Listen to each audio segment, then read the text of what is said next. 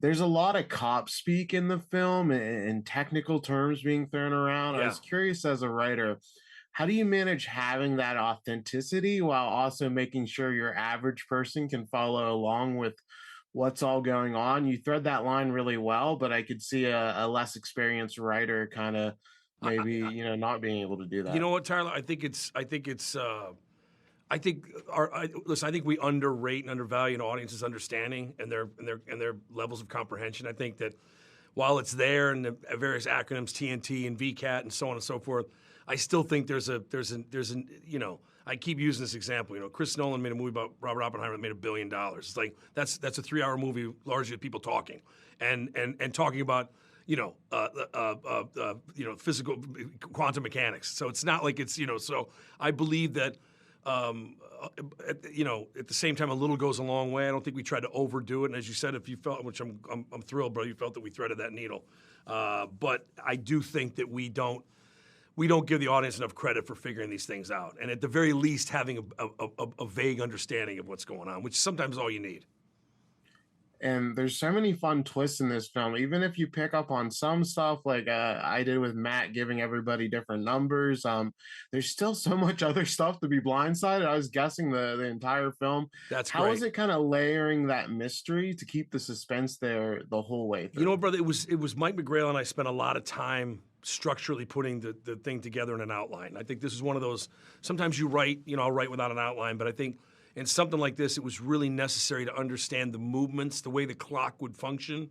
And I think that once we got that, the blueprint of it, then it became much easier for me just to go off and write the script. And so I think we spent, the requisite time that you need so you feel like I didn't want the audience going, oh, I saw that coming. I knew that was coming. I think it really wallops you when it does twist and turn. You're kind of like, wait, I didn't know that. So I think that's and it's just a testament to, I think, doing the work, putting the hours in terms of that process, which can be, incredibly boring and tedious because it's like, oh God.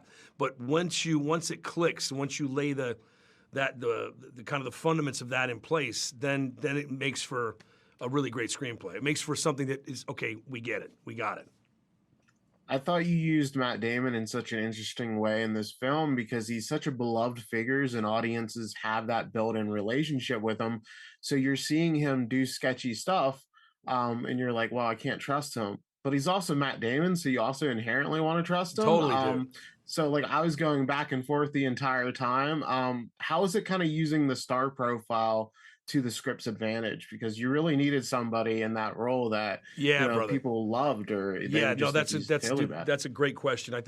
I mean, brother, the truth is, Tyler, like I traded on that the entire movie. I traded on your understanding. Listen, there's two things. There's Matt Damon, there's Matt Damon, the movie star. There's Matt Damon, the actor, right? It's like, and Matt Damon, the movie star, it's like, well, he would never do this. He's a good guy.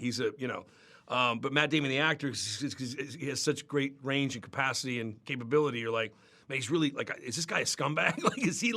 Is this gonna? And I think you are absolutely taking advantage of that. In the same way I took advantage of you got a 40-year friendship between two guys, and you can't gin up, dude, that sense of camaraderie and that sense of brotherhood. It just is. It just exists in a.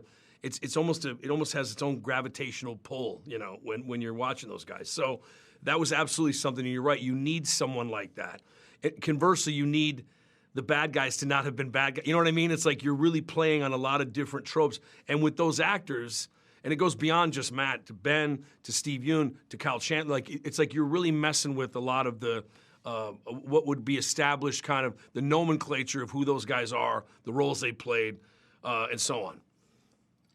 You mentioned that relationship between Matt and Ben that's been there for decades. How much easier is it just when you have a project like this where you don't have to worry about the chemistry? You can kind of just pass Oh, brother, that it's a over dream. and It's a yeah, dream. Yeah, it's like you're it doesn't happen often enough, man. And also you got the two guys that are also running the studio. I mean, these are your bosses, but it's like that they are both. I've said this, like, two guys who grew up together as kids and both become movie stars in their own right. It's almost it doesn't happen. So that was such a joy to kind of and also to take that and put them in a genre which I'm quite comfortable with and love, and they love, and we're all around the same age, and so we were inspired by the same movies. So we were all we're all rowing in the same direction, and that's. And it's great, dude, because I got the movie I wanted, they got the movie they wanted, Netflix got the movie it wanted. And again, it almost never happens that way, bro. There's always some form of like, well, we didn't get, it's like, no, everybody got exactly what they wanted and the movie that we all love. You worked with Ben before on Smoking Aces, but it's been 20 years. Like, Yeah. he hadn't even directed a film when that had came out. Now that he's a producer and such an accomplished director himself and Yeah. more involved with every facet, how was it reunite? How was it different in reuniting with them? With You know what? him It's having like all that. Ben has always been Ben. Like, he's just always been Ben. Like, there's no, he and Matt both have that complete lack of pretense and kind of ego and as you mentioned, Ben has become a world-class filmmaker in that time.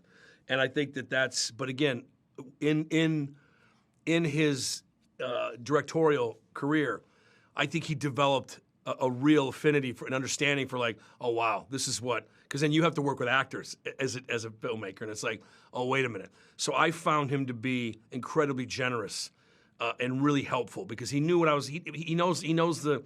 He knows those routes now. He's walked those miles, and it's like, so if anything, it was like, what do you need, pal? I got you. Like, what do you need? How many times do you need it? Let's go.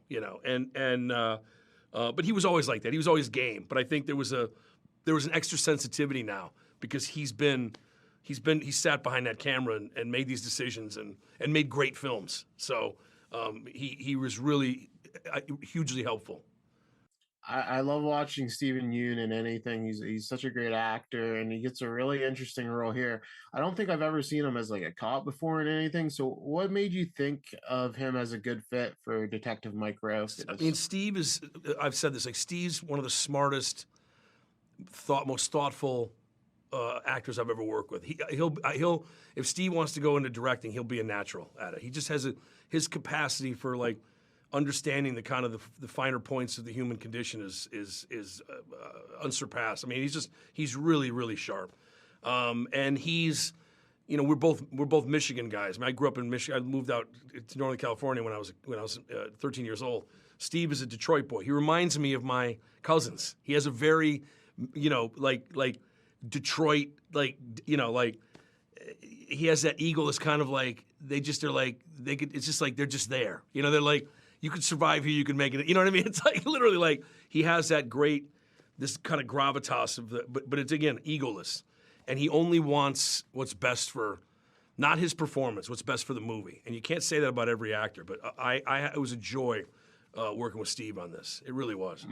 My last question for you: we get to see Matt and Ben get physical in the film. It's like just letting brothers roughhouse. How was filming that confrontation with them? It was great, dude. It was like, because it's like they're the first to say our stuntmen did a great job of beating each other up. But they're again, they were both so game and so in the moment and so just delivering. It's like it's just watching like two guys just duel. And you're just like, hey, man, I have to do very little here. Let it happen. And it was like, the words were on the page, the premise was there, the understanding was there, and it's just like, I just thought, like, again, like their capacity for those moments was just boundless and wonderful, and it was a joy to watch. And again, and then for them, I didn't realize they'd never fought in a movie. So I'm like, okay, great, we got a first here.